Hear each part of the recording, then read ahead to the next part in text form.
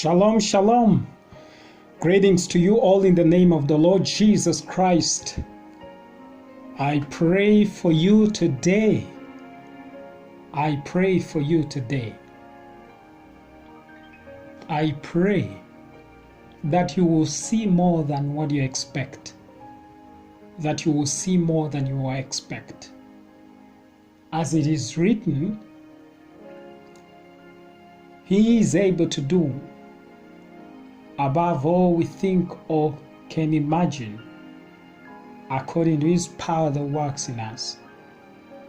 May you see more than you think or imagine or you pray for, according to His powers, in the name of the Lord Jesus Christ. In the name of the Lord Jesus Christ. We bless our Father. And this will never stop, will never cease from being moved through the acknowledgement of His eternal grace, favor, mercy that was manifested in His life, death, and resurrection, which was to be for us the light of life. And it was to produce a brand new generation that was born to glorify God in their lives, in their experiences, proving beyond doubt that it was enough. What Jesus did was enough to bring about the newness of life, to produce that which He desired in His heart, to bring about the dreams of God,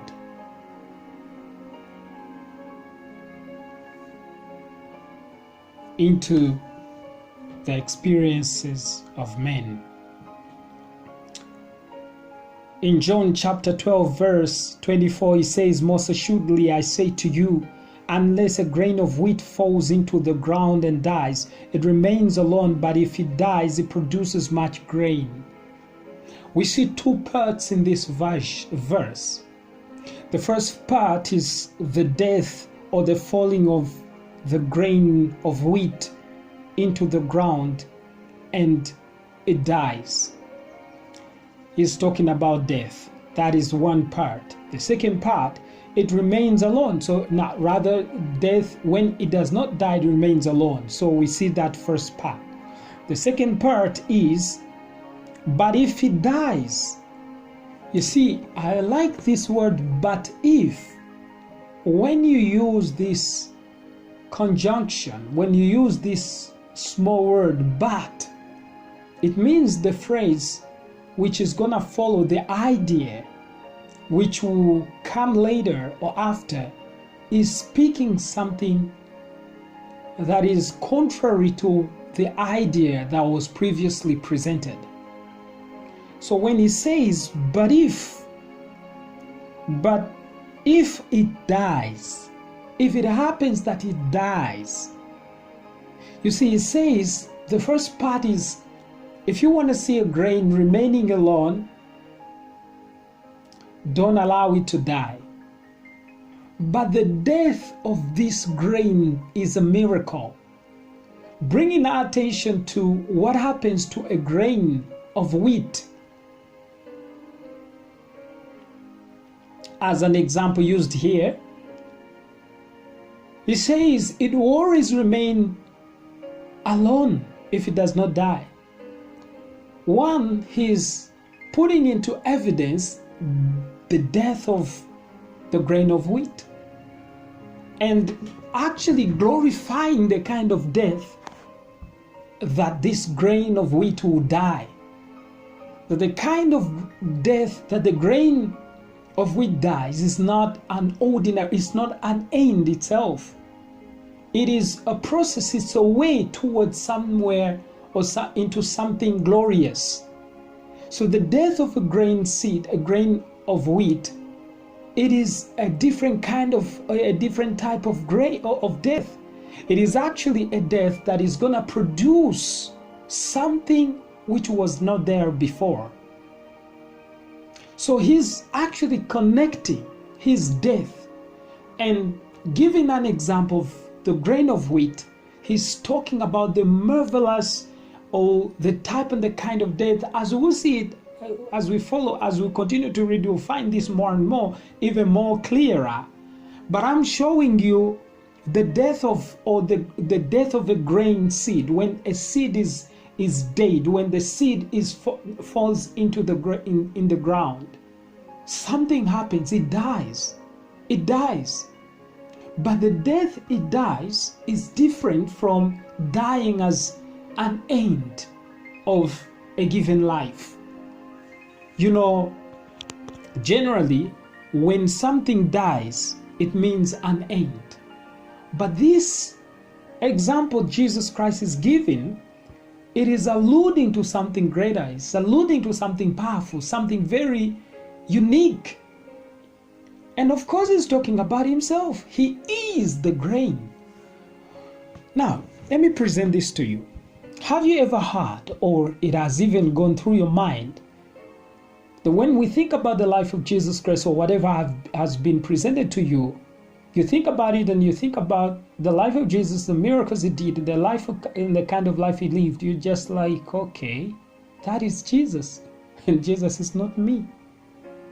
You see, unfortunately, it has been presented to us that Jesus Christ is somebody that is greater, that is amazing, miraculous, and that is true. But a very important element was left out: the union. What does that has to do with us? And the most important part is left out. Talking about the greatness of Jesus Christ is beautiful, but what does that has to do with me? And some people will go far and will describe Jesus to being a Jew, as a Jew, and they're like, yes, what is this Jewish man has to do with me? And they will give the example of their country or origin, and they are like, we have nothing to do with that Jewish man. Or they are trying to promote their own culture, or they are trying to promote their own as a hero, and this is done in different and many cultures. When cultures, every culture has an element of arrogance.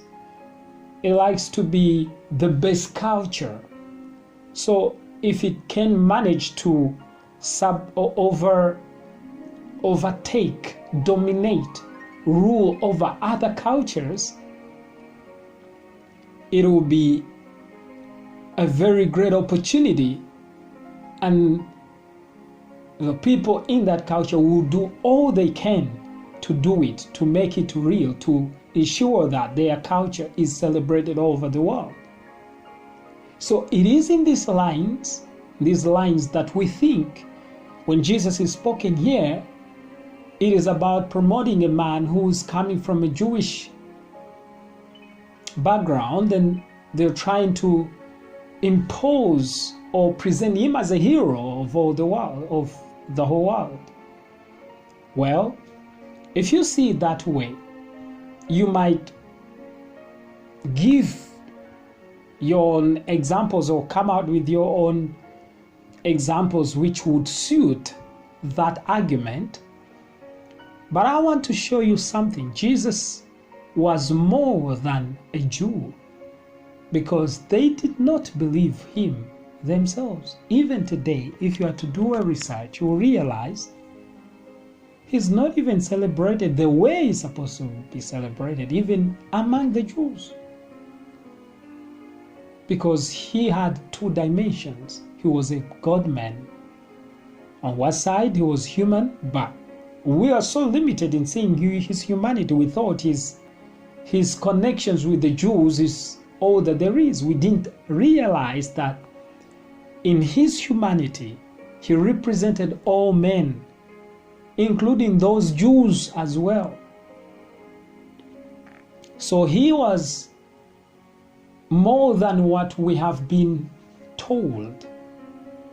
If you want to know more, you discover in the epistles that Jesus Christ is presented in his cosmic dimension by specifically the Apostle Paul, and you understand why it was so hard to understand some of the words of Jesus and how he taught, and the shock the Jewish people had themselves when they heard him speaking, and what they expected from the Messiah according to their prophecies and history. So Jesus Christ here says, most assuredly I say to you, unless a grain of wheat falls into the ground and dies. I want to bring it to, I talked about two sides. The first side is, well, it remains alone when it does not die. So he's talking about a kind of death which is so unique, and he's bringing our attention, catching our attention, or want our attention to focus on what happens when the grain of a wheat is, or any other grain is, falls into the ground, or is being sown by a farmer. And he wants us to understand that process and what it produces, and how much fruits or grains are produced after the germination. So, like I said, we have two parts here. The first part is death. But the death, if there is no death, it will remain alone. Then he says, but if this thing happens, but if it dies, it produces much grain. So he's comparing two things. The production which will come as a result of death, and the remaining alone of a seed when it's not sown in the ground. And sowing in the ground, one, he's talking about dying, because he says if it does not die. And there is a proper place for this grain to die. He says it will remain alone. But Jesus Christ is looking at the harvest. And that harvest is only possible after this death. You see, we have two parts. The part of life before death, and another part of life after death. He's saying before his death, the life which was present was going to be different from the life after his death. He's showing us that when a seed is not sown yet, it remains alone. Now you understand the kind of things Jesus is portraying here. One seed remains alone. But when it is being planted in the ground, it produces much grain. You see, the life after the planting, the death, the whole process, it is more amazing, more astonishing. We find something which is different from what was before death. So he's actually comparing the life which you will see after my death will be unprecedented. And I want you to see that my death will produce results that have never been produced in this world.